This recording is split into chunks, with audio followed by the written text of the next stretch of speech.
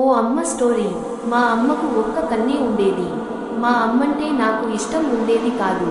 ఆమె ఎక్కడికి వచ్చినా నాకు అవమానంగా తోస్తుండేది. ఆమె ఓ చిన్న కొట్టు నడుపుతుండేది. ఒకరోజు మా అమ్మ నాకు చెప్పకుండా నన్ను కలుసుకోవడానికి స్కూల్కి వచ్చింది. ఇంకా అప్పట్నుంచి చూడండి, మీ అమ్మ ఒంటి కన్నుది అని స్నేహితులందరూ ఒకటే వెక్కిరింతలు, అవహేళనలు. అలా ఆమె ఎక్కడికి వచ్చినా నాకు అవమానాలే. అసలు ఈమె కడుపులో నేను ఎందుకు పుట్టానబ్బా అనిపించేది. ఒక్కోసారి నాకు అసలామె ఈ లోకం నుంచే ఒక్కసారిగా అదృశ్యమైపోతే బాగుండు. అమ్మా, నీ రెండో కన్ను ఎక్కడికి పోయింది? నీ వల్ల నేను అందరికీ చులకన అయిపోయాను. నువ్వు చచ్చిపో, కోపంగా అరిచేసేవాణ్ణి. ఆమె మొహంలో నిర్లిప్తత తప్ప ఇంకేమీ కనిపించేది కాదు. నాకు మాత్రం చిరెత్తుకొచ్చేది.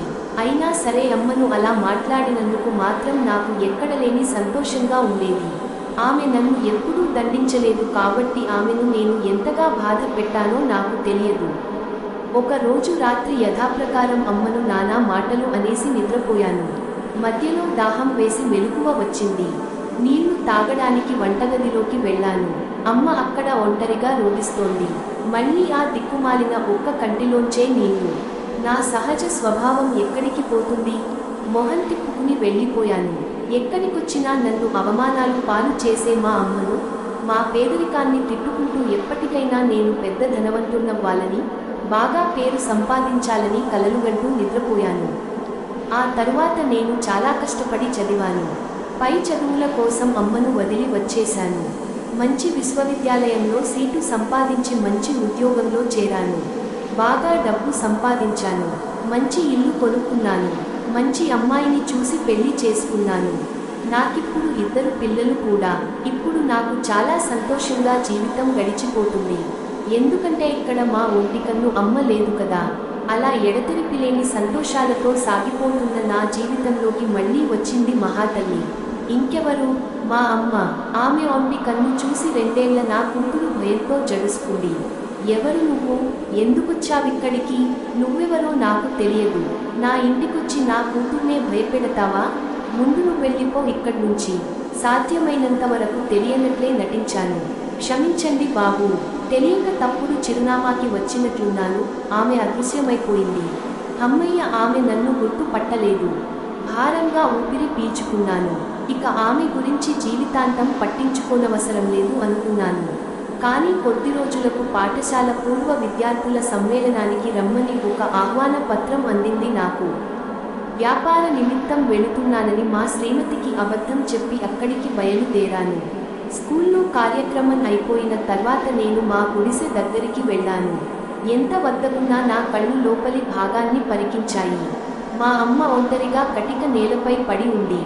ఆమె చేతిలో ఒక లేఖ నా కోసమే రాసిపెట్టి ఉంది.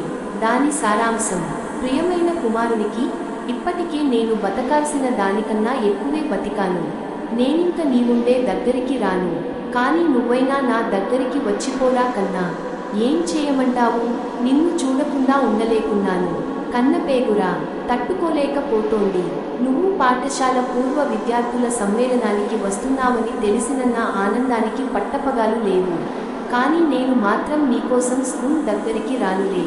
వస్తే నీకు మళ్ళీ అవమానం చేసినదాన్నవుతాను. ఒక్క విషయానికి మాత్రం ఇప్పటికి చెప్పక తప్పడం లేదు.